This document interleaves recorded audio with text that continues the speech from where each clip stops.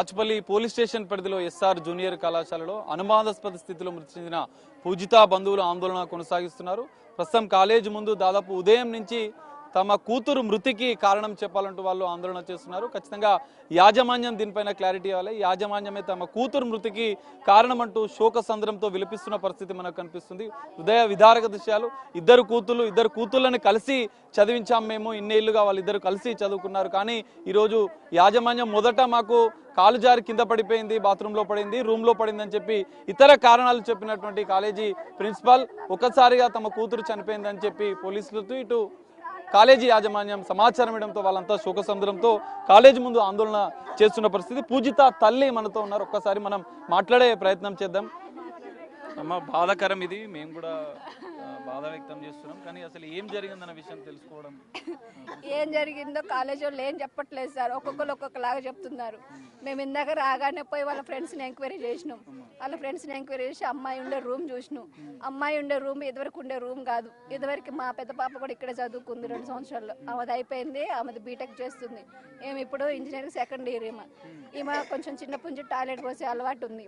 అంతకుముందు మా పెద్ద పాప ఉంటుంటే ఇద్దరు కలిసి ఉండేవాళ్ళు. ఒకరోజు ఫోన్ చేశారు, మీ పాప టాయిలెట్ పోస్తుందని పక్కన ఉన్న వాళ్ళు కంప్లైంట్ చేస్తున్నారు, బెడ్ చేంజ్ చేస్తుందాం అన్నారు. అంతేగాని రూమ్ మారుస్తున్నాం అని మాకు చెప్పాల. దేశపోయి నా బిడ్డ నా మూల పడేసి భూత బంగ్లా ఉన్నట్టుంది. మరి ఏసి సంవత్సరం అవుతుందంట. మరి నా పిల్ల భయంతో సూసైడ్ చేసుకునేది అయితే ఈ సంవత్సరం మంచి చేసుకోవచ్చు కదా. అవన్నీ లేకుండా పొద్దున్న 9:30కు ఫోన్ చేసి మీ పాప బాత్రూంలో జారిపడ్డదని చెప్పింది. బాత్రూంలో జారిపడ్డదని చెప్పిన కాసేట్కే మమతాకి దేశపోయినాము, మమతా వల్ల కాదంటే గాంధీకి దేశపోతున్నా అన్నది. ఎక్కడ బోరబండ, ఎక్కడ గాంధీ? బోరబండ నుంచి గాంధీ హాస్పిటల్ పోతే మళ్ళీ బాచిపల్లి పోలీసు వాళ్ళు ఫోన్ చేసి ఇక్కడికి వచ్చి సంతకం పెట్టి మీ పాప బాడీని తీసుకుపోడంటే మళ్ళీ పోలీస్ స్టేషన్కి పోతే పోలీస్ స్టేషన్ నుంచి మళ్ళీ ఇక్కడికి వద్దు. ఇంతవరకు నా బిడ్డ ముఖమే చూసుకోలేదు మేము. ఏం చెప్పిందంటే తలా ఒక కథ పడుతున్నారు. ఆ రూమ్ పై చూసి వచ్చినాం. ఆ సెక్యూరిటీని వాళ్ళందరిని అడిగితే మంచం ఇట్లున్న మంచం ఇట్లా వేసుకుంది, దాని మీద పరుపులు వేసుకుంది, బకెట్ వేసుకుని ఊరేసుకుంది అన్నారు. మేము పోయి చూస్తే మంచం లాగే ఉంది. ఆడ బకెట్ లేదు, పరుపు లేదు, ఏమీ లేదు.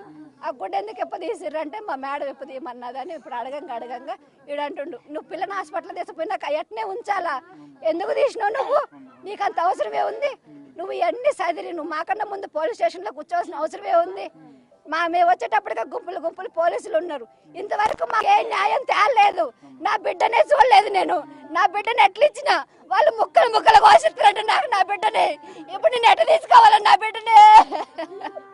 నేను కన్నది వీళ్ళకి ముక్కలు కోసుకోవడానిక? నేను కన్నది వీళ్ళ కోసమా?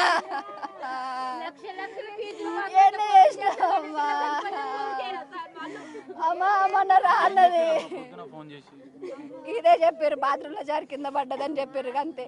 తర్వాత వచ్చి ఇట్లా చదివితే మీ పాపను గాంధీకి తీసుకుపోతుందో అని అన్నారు. ఒక పోలీసు ఫోన్ చేసిండు, ఒక ఆయన ఫోన్ చేసి మీ పాప సంతకం పెట్టి డెడ్ బాడీ తీసుకుపోండి అన్నాడు. అంతే. అప్పుడు అర్థమైంది మా పాప చచ్చిపోయిందని. ఏం చెప్పలేరు మాకు, అప్పటి వరకు ఏం చెప్పలేరు. ఎందుకంటే ఇద్దరు అమ్మాయిలు కలిసి చదువుకునే వాళ్ళు ధైర్యంగా మంచిగా. మా పాప చాలా చలాకి పిల్ల అండి. ఎవరితోటి గొడవ పెట్టుకునేది కాదు, ఎవరితోటి వేసుకుంటుంది కాదు. కనీసం కాలేజ్ వాళ్ళు మరి ఎవరిని ఎంక్వైరీ చేసినా మా పాప ఎవరితో గొడవ పెట్టి అంటే అది కూడా లేదండి. చిన్నప్పటి నుంచి వాళ్ళిద్దరు హాస్టల్లోనే ఉంటున్నారు. ఎప్పుడూ లేదు ఇలాంటి సంఘటన. ఎవరితో గొడవ పెట్టుకునేది కాదు, అందరితో కలిసిపోతుంది. ప్రతి ఒక్కరితో మాట్లాడుతుంది. అసలు గొడవ పెట్టుకునే బుద్ధి దానికి లేదు. పిరికితనంగా సూసైడ్ చేసుకునే అవసరం కూడా లేదు దానికి. అట్లాంటిది ఏది చెయ్యదు. అట్లాంటి నా బిడ్డ అంత ఒంటరి. రీసెంట్ గా అంటే సంక్రాంతికి వచ్చింది అంతే, ఇంకా మళ్ళీ రాలేదు.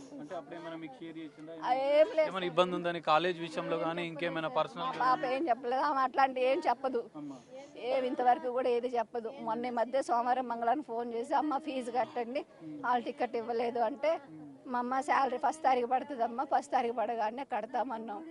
మా ఆయనకు జీతం పడ్డదో 10,000 కట్టినాడు. కట్టగానే అమ్మ సరే నాన్న హాల్ టికెట్ ఇచ్చారని ఫోన్ చేసి మళ్ళీ ఒక రోజు ఫోన్ చేసి అమ్మ నాకు డ్రెస్సులను ఉసిరికాయ పచ్చడి పంపించమ్మా అన్నది.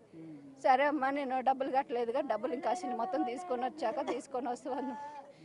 ఇక లేదు, ఇప్పుడు మేమే తీసుకుపోతున్నాం నా పిల్లని నేనే తీసుకుపోతున్నా ఇప్పుడు. పండగకు వచ్చినప్పుడు మీతో అంత మంచిగానే ఉందండి.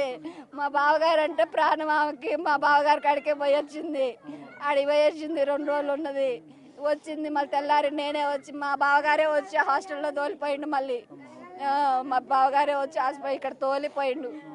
ఆయన వచ్చిండు, ఆయనతో పాటు వచ్చారు. రోజు ఫోన్ చేస్తుంటదా? నిన్న మొన్న అంటే లాస్ట్ గా మీతో మాట్లాడిన అయితే నాకు చెయ్యదండి, ఎక్కువ వాళ్ళ నాన్నగారికి చేస్తుంది. నా ఫోన్ ఆఫీస్లో ఉంటుంది. నాకు ఫోన్ చేసిన మామూలుగా ఏదన్నా స్నాక్స్ లేవమ్మా, స్నాక్స్ అయిపోయినాయి, దాని గురించి చేస్తుంది తప్ప ఇంకా వేరే ఏం కంప్లైంట్ చేయదు. స్నాక్స్ అయిపోతే ఫోన్ చేస్తుంది. నేను 15 రోజులు ఒకసారి, 10 రోజులకు ఒకసారి సండే నాకు లీవ్ పికప్ ఉంటుంది, నేను వచ్చిపోతుంటాను అంతే. ఇక వచ్చినప్పుడు కూడా ఏం చెప్పదు,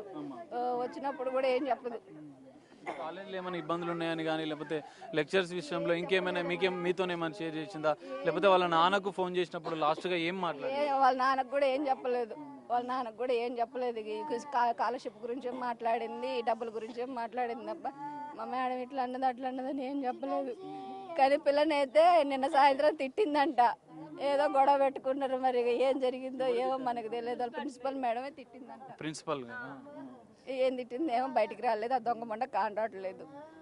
పూజిత అంటే మీ కూతురు ఫ్రెండ్స్ ని మీరు మాట్లాడారు, వాళ్ళు ఏమని చెప్పారు? ఫ్రెండ్స్ ని ఎంక్వైరీ చేస్తేనే నిన్న సాయంత్రం అయితే తిట్టింది. ఎందుకు తిట్టిందో మాకు కూడా తెలియదు, అందరితో మంచిగా ఉంటుంది అట్లా ఏం లేదు. నిన్న సాయంత్రం మేడం తిట్టింది అని చెప్పింది. అదొకటైతే చెప్పారు. ఇక పిల్లగాళ్ళని కూడా ఎవరు అడగట్లేదు. ఇప్పుడు సెక్యూరిటీ చెప్పేది ఒక ఆయనలా ఒకలాగా ఉంది, వార్డెన్ మేడం చెప్పేది ఒకలాగా ఉంది. మనిషికి ఒక్కొక్కటి చెప్తున్నారు. మరి ఇక ఈ పోలీసులు ఏం చేస్తారో ఎవరేం చేస్తారు. ప్రిన్సిపల్ తో మీరు మాట్లాడారమ్మా? వాళ్ళు ఏమైనా మీకు కలిసి ఏమైనా చెప్పారా? వాళ్ళేం చెప్పలేదు. మామూలుగా ఇక్కడ మా వాళ్ళు మాట్లాడుతుంటే చెప్తున్నారు. మమ్మల్ని రానివ్వట్లేదు, మా వాళ్ళు మాట్లాడుతున్నారు అంతే. పూజిత అంటే లేదమ్మా, ఇప్పుడు ఎట్లా న్యాయం ఏం కావాలి? ఎందుకంటే యాజమాన్యం నిర్లక్ష్యం వల్లనే జరిగిందని చెప్పి మీరు ఆరోపిస్తున్నారు. వాళ్ళ వల్లనే జరిగింది. ఇంకేం న్యాయం చేస్తారు సార్? పోయిన నా బిడ్డనైతే తీసుకురాలేరు కదా, ఇంకేం న్యాయం చేస్తారు? ఏమొచ్చి నాకేం కష్టం తీరుతాయి? నా బిడ్డను తీసుకురారు కదా. నేను